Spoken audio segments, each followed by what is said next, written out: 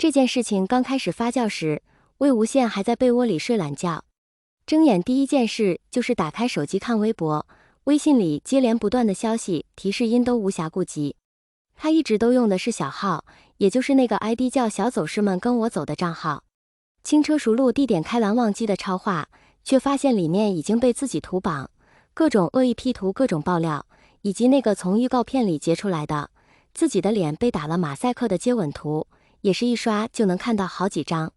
魏无羡躺回床上，努力地理清思绪，整理这件事，却发现根本无从想起。预告片今天发布这事，他根本就不知道。再说概念预告片也不需要主演转发宣传，自己这回可真是被这个剪辑师给坑惨了。他犹豫了一会儿，还是决定先不看微信消息。他不用脑子都能猜出来，肯定全是经纪人发的魏哥你今天千万别看微博这类消息。他打开微博热搜，赫然入目第一条就是蓝忘机吻戏，里面无非也就是方才他见到的那些截图，营销号不嫌事大还放动图，惹得评论里的鸡粉一通好骂。这种心情他能理解，任谁见了自己痴迷的白月光男神被另一个男生强吻了，都不可能淡定下来。可是排第二的热搜魏无羡是谁的广场就越来越过分了。主角既然是他，也就都是与他相关，不过全是黑料罢了。魏无羡寻思着自己虽然没混多好，但基本规矩还是明白的。这些黑料无非就是拼拼凑凑加过分脑补，洗脑路人还是有用。魏无羡对于外人的评价不太在意，既然自己问心无愧，那些所谓爆料也是无稽之谈，他就更不需要放在心上了。只是排第5的相关热搜 N 大蓝忘机魏无羡，让他又不得不回忆起了那些往事。广场被那个表演视频刷屏，他终于是忍不住翻开了评论，一条一条的浏览着。蓝忘机真可怜，被魏无羡这样的人倒贴上，原来蓝忘机那个时候就讨厌魏无羡了呀，怪不得。他们俩大学是一个系。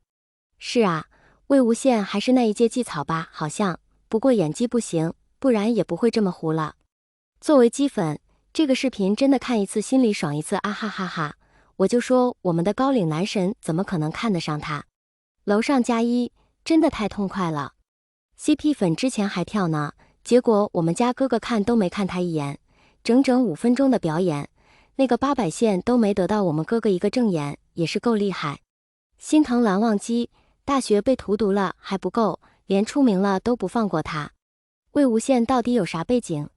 能让影帝接这种小破戏，还被逼丢了荧屏初吻，一个字，惨。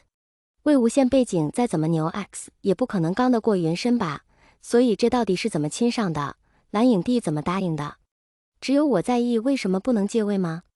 蓝影帝出道至今没接过这种戏吧，以蓝是云深的背景不能要求借位。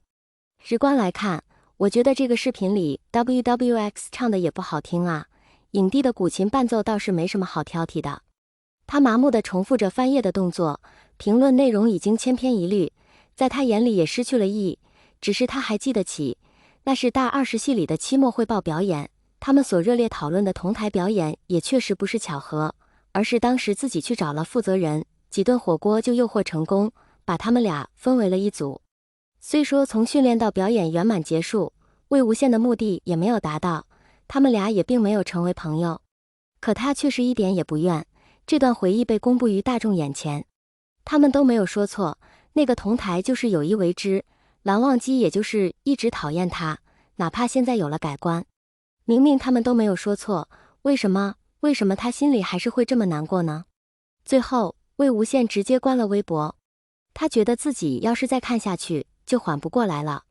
他想了又想，还是没有狠下心来卸载微博，也不打算注销窥屏小号。笑话，他追星可是很有毅力的。接下来嘛，睡觉保命。这一觉也不知道睡了多久。魏无羡是被急促的电话铃声吵醒的，意识朦胧间他还以为那是闹钟，便不断地按屏幕关掉。可那闹钟坚持不懈，足足响了10几次，他实在是被吵得睡不着了，才捞过手机打算直接把闹钟的功能卸掉。结果发现是电话铃声，他更是气恼了，觉得不会有谁比他经纪人更可能打这个夺命 call， 屏幕都没看清楚，按下通话键就冲对面劈头盖脸一顿咆哮，有啥天大的事非要吵我睡觉啊？不是说了，我不接电话就发微信。我会看的。魏婴，你不是温宁？他的脑子还不是很清醒，对面那人声量也不大，愣是没反应过来。当他拿下手机看到来电人显示的蓝湛时，已经完全被吓醒了。蓝湛，你干嘛给我打电话呀？我还以为是魏婴，你怎样了？我能有什么事啊？我好得很呢。我问了你经纪人，联系不上你，给你打电话，你也一直不接。刚刚我睡觉的时候，就是你一直在打电话。哎，何必呢？如果你是因为今天微博上的事，那就完全没必要了，这都很正常，我不会怎么样的。魏无羡握紧了手机，实诚地回答道。他倒是完全没想到蓝湛会这么锲而不舍地打电话给他，大有一种他不接就不罢休的劲儿。